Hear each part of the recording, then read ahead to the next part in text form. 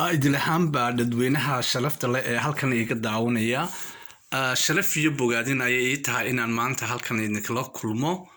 anigoo ah injineer xuseen maxamed xasan ahayna gudoomiye ku-xigeenka jahliyadda UK ahna presidentka Elays charity-ga West London oo faliisinkoodu yahay marka waxa aan jeclahay maanta in aan xoogaa yar aan halkan idinka waramo waxyaabaha ay had iyo jeer dowladda UK ay baryahan ay qadarinayso oo ugu horeeyo arrinta COVID-19 labaad ee soo socdaana waxa uu yahay in census la sameeyo 2021ka oo loogu talagalay 10kii sanaba hal mar la qabto sanadkii hore waynu ka qayb galnay si wanaagsanna waynu uga qayb galnay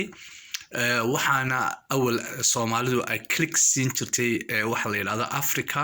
and Black ethnic minority imikana waxa ay click siiyaan Soomaaliya also hadii hoos uu qofku si dhaadhaco wuxuu arkayaa waxa la yiraahdo Somalilander iyo Soomaaliya oo labaduba ay meesha hoose ku cad yihiin waxa kale oo ay arkayaan qofka addresskiisa waxa kale oo ay arkayaan qofku meesha uu ku nool yahay waxa kale oo ay arkayaan waxyaabaha muhiimka ah ee qofkaasi laga rabo sida matalan inta caruur uu leeyahay da'diisu sida ay tahay iyo halka uu bulshada kaga jiro dhaqaalaha uu sameeyo sida uu yahay iyo xaaladiisa nololeed sida ay tahay marka waxa ay dawladdu ogaanaysaa in marxaladda ay dadka jooga ay ku sugan yihiin yaa nool yaa dhintay marka waa very important in aad ka qayb qaadato marka qof walba oo magaalada London ku nool iyo guud ahaanba UK ku nool waxa u soo dhici doonta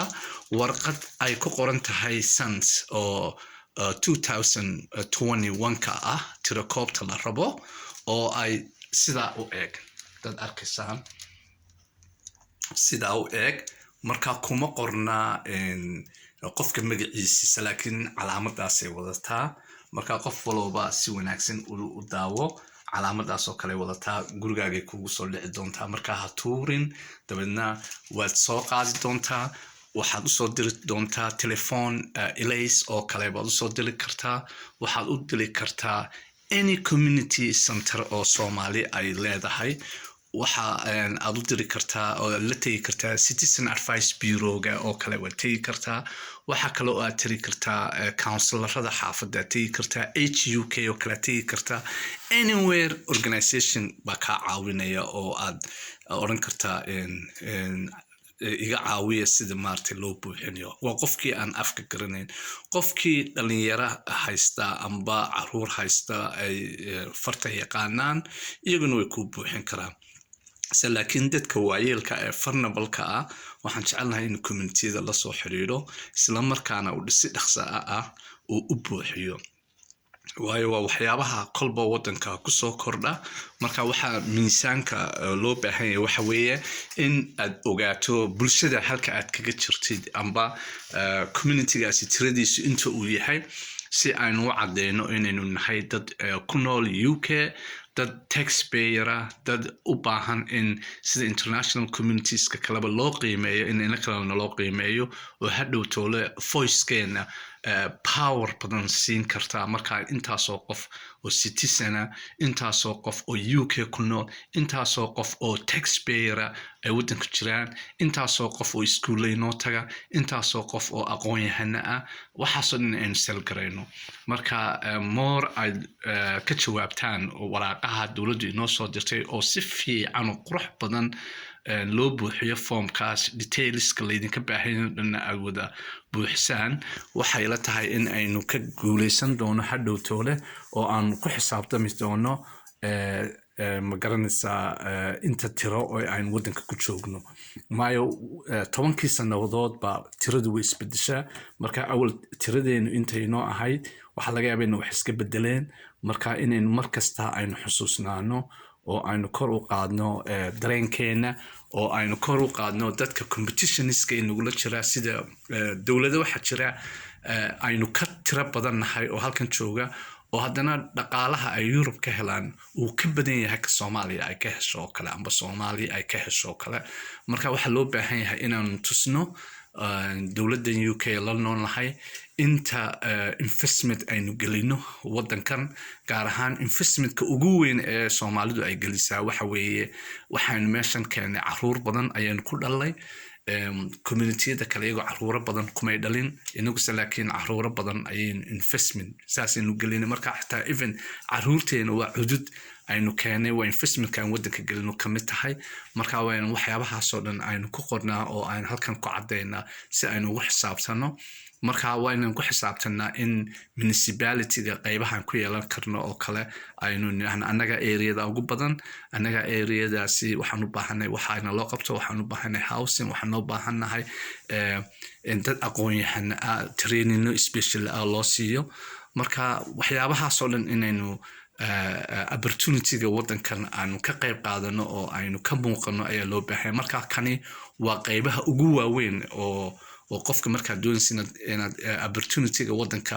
integrationka aad qayb ku yeelato waa inaad waxyaabahan aad isku selgaraysaa oo MB-yada aad kula xisaabtantaa intaasoo qof ayaa ii jooga intaasoo aqoon-yahan baa ii jooga intaasoo dhalinyaro baan haystaa intaasoo caruura baan ku dhalay marka waxaasaan u baahanahay marka waana waxyaabaha aasaaska ah community-yadana loo baahan inay isku duubnaadaan meel uga soo wada jeestaan sidii daryeelka dadweynaha wax loogu qaban lahaa